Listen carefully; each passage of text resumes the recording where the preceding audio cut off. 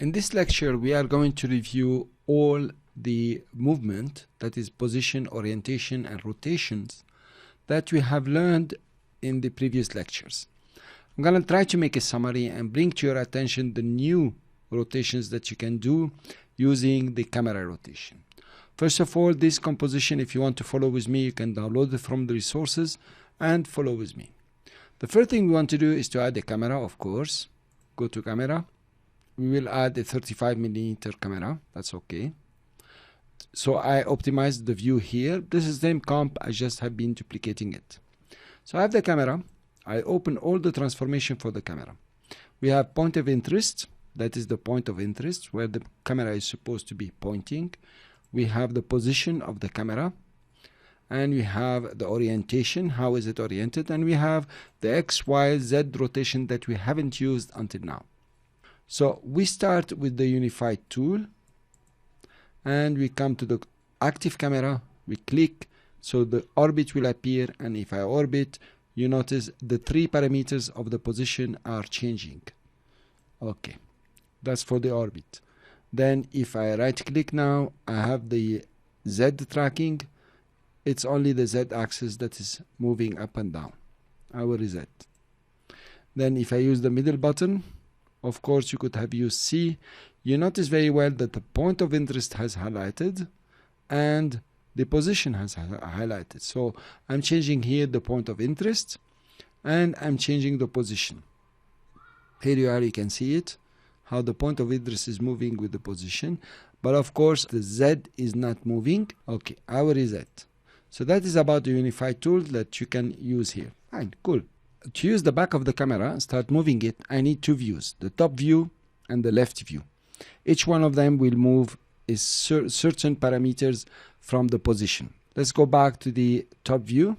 If I grab the back of the camera, I will notice that the X parameter and the Z parameter are moving when I am in the top view. Please remember that. I will reset. Let's go to the left view. If I grab the back of the camera, you notice the Y and the Z are moving. And that's very important. So you know exactly which view to look at and which view to use when you want to move the Y and the Z and so on. That's why it's extremely important that you optimize at least the left and the top view. Let's go back to the top view. Now we want to use the axis. If I click on an axe, I just click on it and I move the axe. You notice very well that the point of interest and the position are highlighted. And then I'm moving according to the x-axis. I will reset. Now what's apparent here is the z-axis in the top view. I will click on it and move up and down. Doesn't move left and right. Up and down, and you notice that the point of interest is changing and the position is changing. I will reset. Let's go to the left view. In the left view, if I grab the Y and I move it, you see point of interest Y is changing and the Y position is changing. I will reset this one. If I grab the Z axis now, you have the same where the Z point of interest and the Z position is changing. Same as the top view. Let me reset that. Now we go back to left or we go back to top. Now, if you don't mind, be a bit attentive. I'm going to bring the rulers. Take a ruler and put it just above the camera. I will click on the camera. I'm going to choose the x-axis and click and press Ctrl. You notice that when I press Ctrl, the point of interest has de-highlighted. So it means I'm moving on the x-axis. Actually, I am not moving only the camera on the x-axis, I'm moving the center of the axis of the camera. So if I release here and I come back and hold the X, press Ctrl, now it is not doing the same thing I was doing because I changed the center of the axis of the camera. I will reset that. So you notice when you press and press Ctrl, you will be moving on a straight line until you release. If you release, let's say here, now notice you have changed the center of the axis. There is no parameters here that will show. So if I go back to the X is no more straight. I press the control, and now the whole thing has changed. This is something very important you should notice, and something very useful.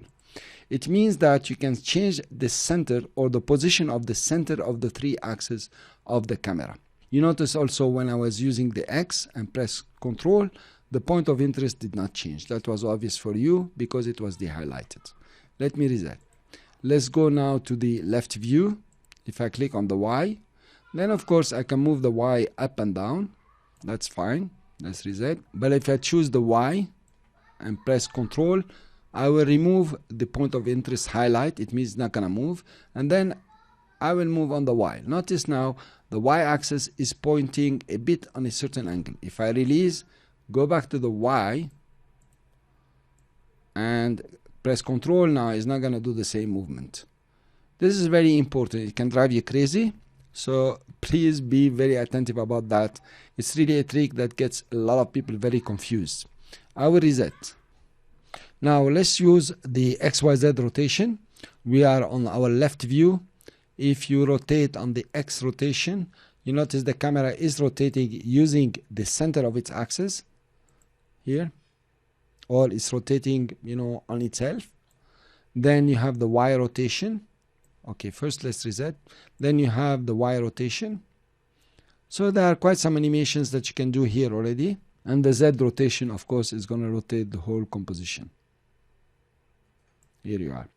Now, it's very important that you come here, you use that composition, make your own, put a camera, and try to play with all this, optimize the left and top views, and try to understand exactly how the movement is happening, so you'll be able to, create animations, but you are very clear about what you're doing. Let's move on. We move on. I will reset the camera, go to my top view, and right click camera and create orbit null. So I have the orbit.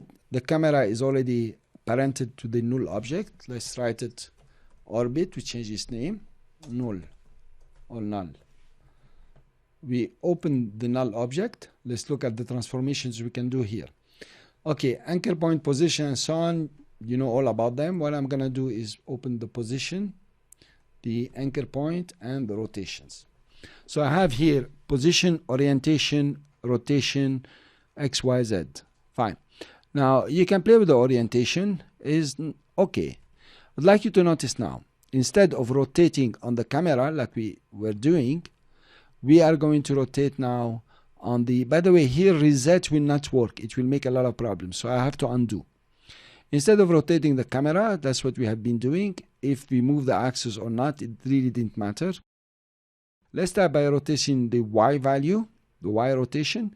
You notice that the rotation anchor point is the anchor point of the null orbit. Now you have created a new orientation of rotation. Notice here only the Y rotation is moving. So now instead of rotating on the axis of the camera like we have been doing all along, we are rotating on the anchor point of the orbit, which is now the point of interest of the camera. And that's pretty interesting, by the way. So this is how you create very smooth animations. Let's try the Z rotation here. It rotates on itself. So we said here we cannot reset because also it will reset the point of interest and it will shift. Then let's go to the front or left view. In the left view, we use the X rotation. You can see it. Actually, the camera now is rotating on its point of interest, which is parented to the orbit anchor. And that's how it's happening. Now you have very many rotations that you can do here, and it's very easy. Using the null to rotate the camera, it's pretty nice and very much used, much more than rotating the camera on its XYZ rotation. But of course, it always depends on what you want to do. Now you have learned almost everything about rotating and positioning the camera using the camera parameters here or attributes, or using the orbit attributes.